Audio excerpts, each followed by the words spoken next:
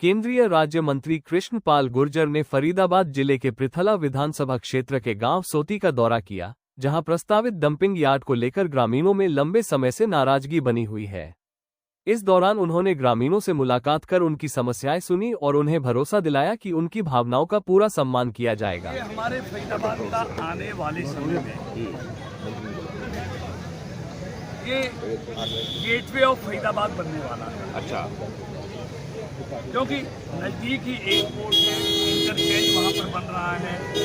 NCR के तमाम लोग एयरपोर्ट जाने के लिए या भविष्य में वहाँ उद्योग आने के बाद जैसे गुड़गांव गेटवे ऑफ हरियाणा है, वैसे ही सोनई का इंटरचेंज गेटवे ऑफ फरीदाबाद है। अगर वहाँ गार्बेज सेंटर बनेगा तो फरीदाबाद के मैं समझता हूँ बदसूरती पर एक बहुत बड़ा बदसूरती का धब्बा हो। तो इसके लिए कई ऐसी जगह जो आबादी से कम से कम 4-5 किलोमीटर आबादी से ऐसा स्थान कोई चिन्हित करना चाहिए, क्योंकि कूड़े का निस्तारण भी होना है। ऐसे ही 56 सेक्टर में भी आबादी के बीच में कूड़ा है।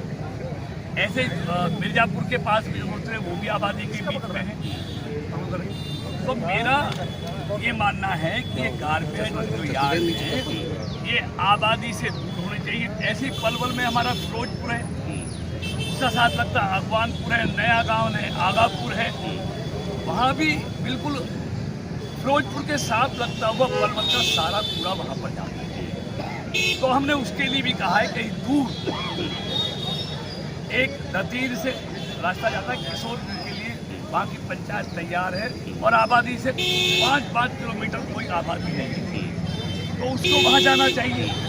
और इसके लिए भी कोई और समाधान होना चाहिए। मेरा ये मानना है आबादी के बीच में ये कूड़ा नहीं डलना चाहिए, और जहाँ भी कूड़ा डले वहाँ साथ साथ उसका रिसाइकलिंग का प्रावधान साथ साथ लगे, कूड़े का निस्तारण साथ साथ हो, जिससे वहाँ पर उसका साथ उठान होता रहे, उसकी खाद बनती रहे या बिजली बनती रहे। ऐसा नहीं कि वहाँ कूड़े का अंबार लग जाए। तो रिसाइकलिंग साथ साथ हो, उसका उठान साथ साथ हो, वहाँ कोई कूड़े का अंबार नहीं लगना चाहिए। और मैं आपके माध्यम से मैं अपने नगर निगम के अधिकारियों और सरकार ये बिल्कुल पूरी अच्छी तरह से कहूँगा कि सौतई में कूड़ा घर बनाना कहीं न्यायोचित नहीं, अनुचित है। वो गेटवे ऑफ फरीदाबाद बनने वाला है। अगर वहाँ पर हम कूड़े का अंबार लगाएंगे तो फरीदाबाद के लिए और एनसीआर के लिए ठीक नहीं होगा।